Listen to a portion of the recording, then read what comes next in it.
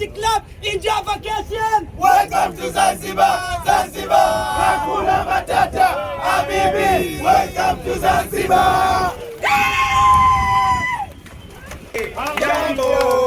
Jambo bwana, habari gani? Nzuri sana. Wageni nakaribishwa Zanzibar yetu, hakuna matata, kupendeza, hakuna matata.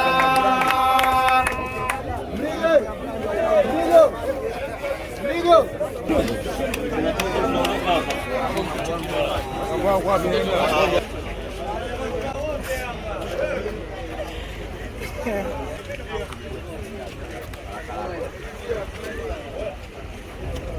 Haraka kadiria, sikiza haraka.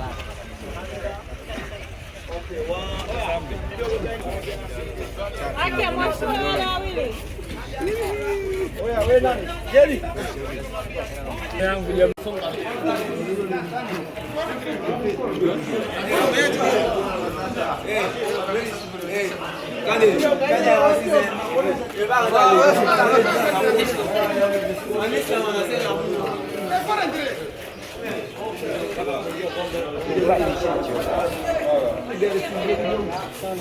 Nambile hili.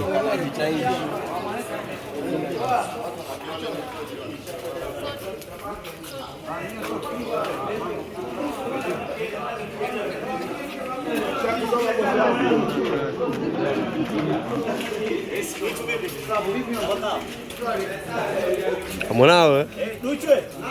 Chukua picha ya Simba bwana. Picha ya Simba.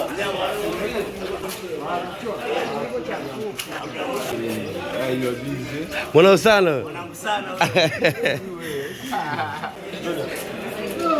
This is Korea. No Korea doing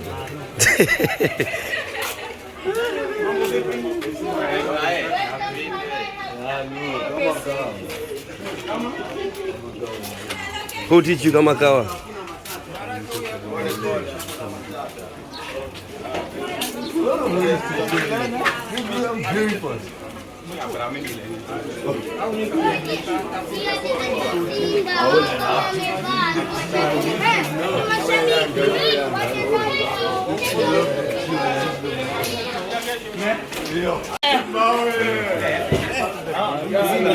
Okay, lion.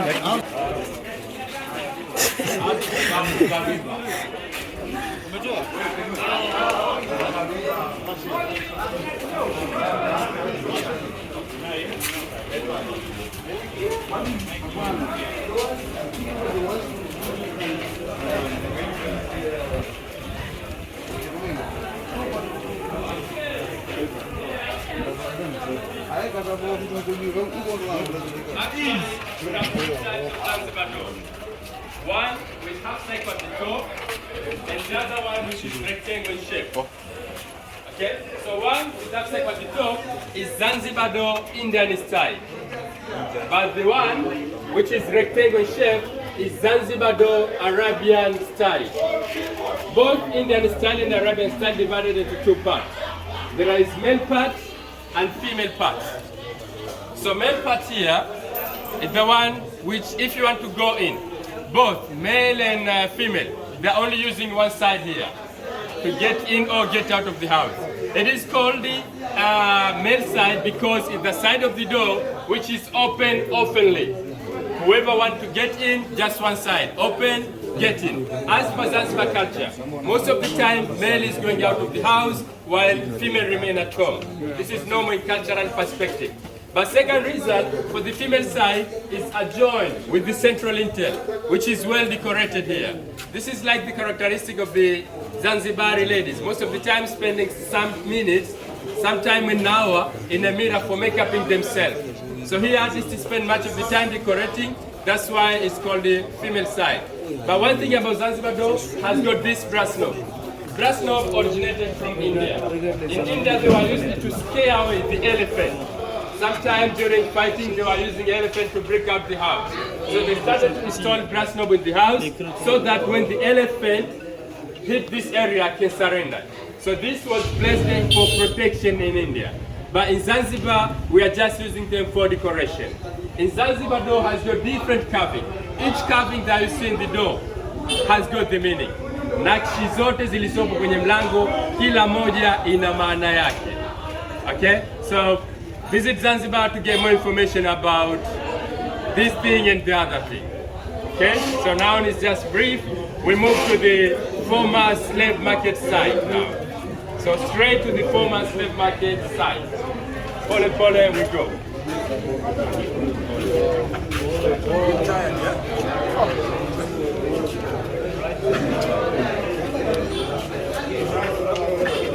Ça peut être cuit. Les filles vont courir, ça peut être cuit. Mambo. C'est ta cuisine, les actes, ils sont cuits. Avec Wakaja tunakufunga mkate kombe umesahau? Les équipes qui m'ont acheté la dernière fois, ils disaient trop sucré ça. Aí nakwambia Mzima. basta kile.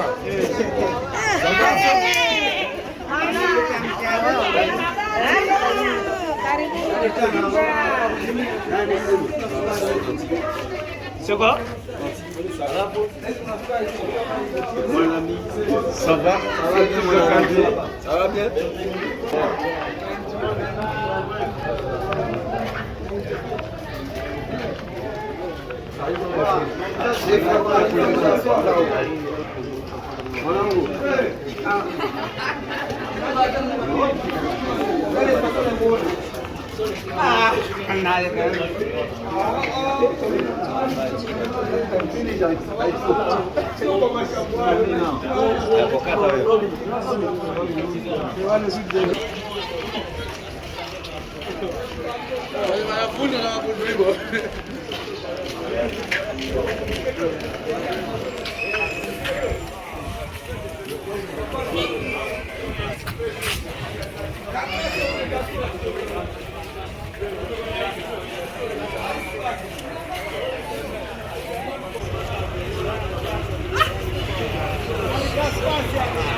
Tajiri.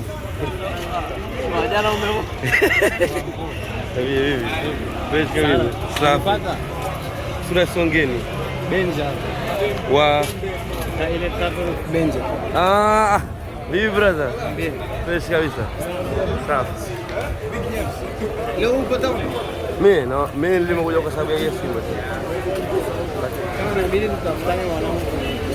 Kutoka hapa basi. Wewe hapa Mimi niko hapa niko. yaani uko na Simba? Niko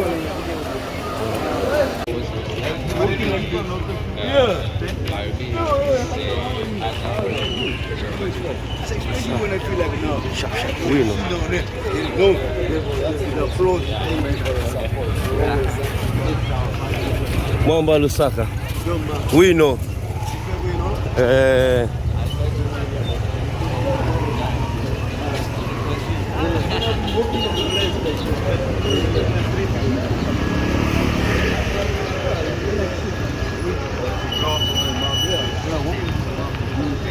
But do you not think that's dangerous also? I'm saying I think that's dangerous.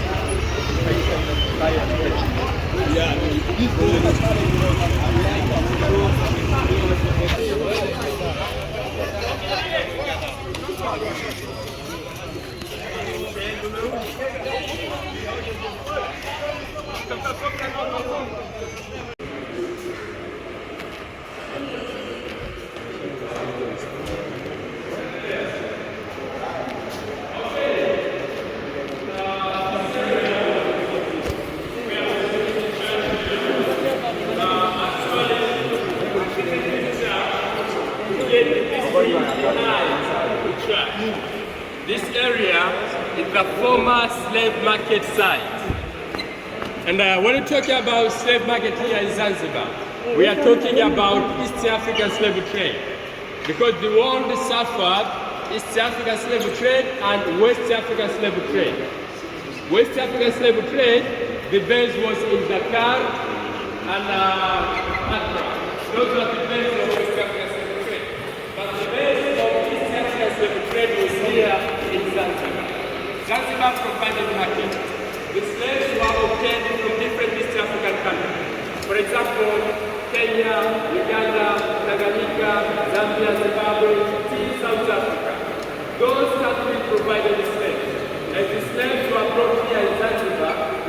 market existed here in Zanzibar. If the slave captured from Kongwe, they could be moved by foot all the way from Kongwe to coastal area of Tanzania on the Bagamoyo. Then from Bagamoyo, they would be shipped to Zanzibar.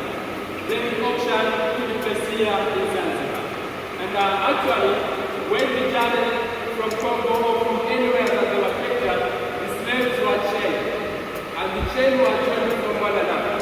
If they were 100, they were joined in one chain only.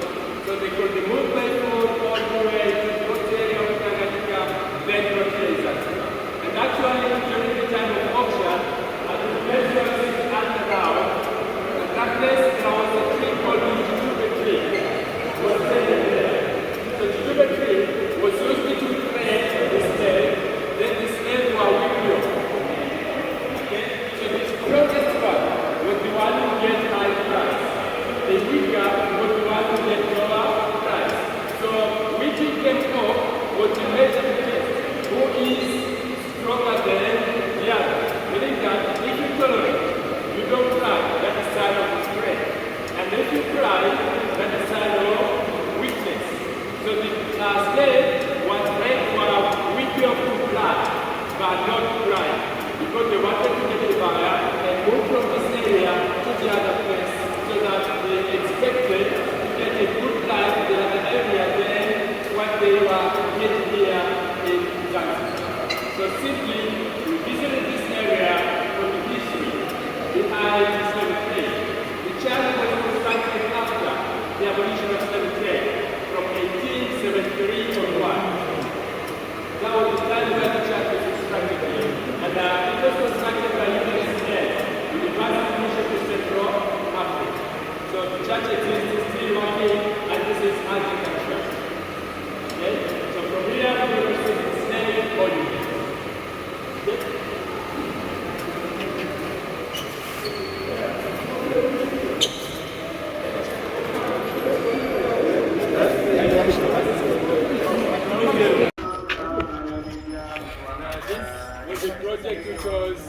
Took place in 1997 and 1998, and this project was exploring the difficulties that the slaves passed through during the time of slave trade.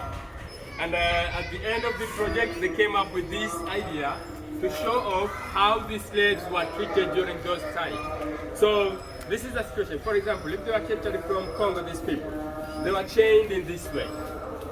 And guess what? These people, they could not be able to communicate. For example, if this one is speaking this tribal language, the other one speaking the other tribal language, and the other one speaking the other language, so they could be not able to communicate among them. And if you look at their size as well, they differ in terms of size. As you know, these countries, the body size of the people differ. For example, if you go to the area such as Congo, if you go to the interior of Tanganyika, if you go to the coastal area, the size of the body differ. And here, the body size also and the face appearance are different, showing that these people were captured from different areas, and they chained them in this way so that they cannot organize any kind of riot against slave master. If something like that want to happen, there is one man there standing without chain. He's also a slave, but that one is trusted slave. One of his duty was to take care of the others. If anything want to happen, he was the one to report to the slave master before anything can happen. So simply, this is how the slaves were treated, and this is how difficulties they faced through during the time of the slavery. So today we just give you some information very short about the stone town. Stone town is very rich in history, and I just passed through some very few places. And from this point, it is up to you now to make your own time to visit Zanzibar and explore more about Zanzibar history, about the richness in heritage, as well as enjoy our marvelous beach in Zanzibar. You know, we have so wonderful beach, so many places to visit in Zanzibar. So today we get some few important information. So now, welcome Zanzibar. Visit Zanzibar.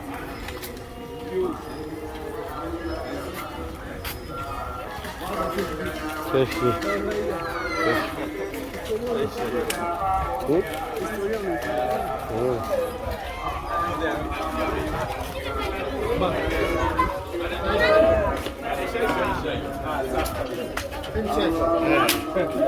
Lazima ndogo inatoa jasho. Nakwambia. Vipi shehe? Salama. Nashukuru.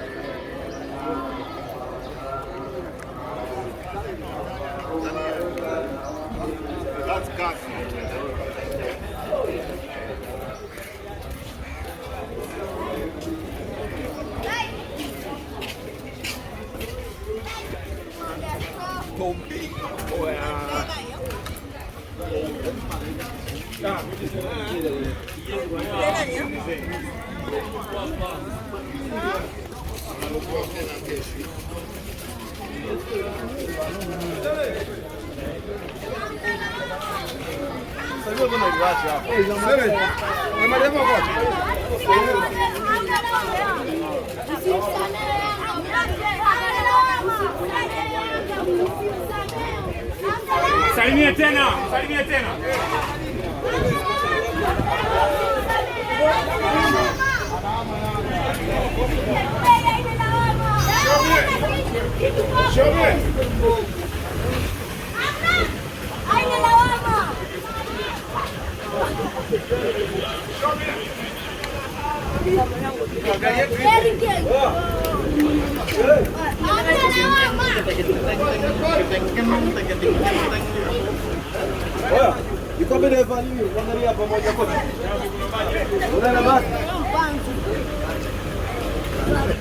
Unamtaka nani umesema?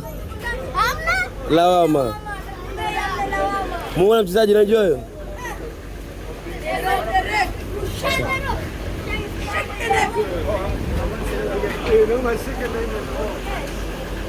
Mbona mmefanana nyinyi? You look same guys.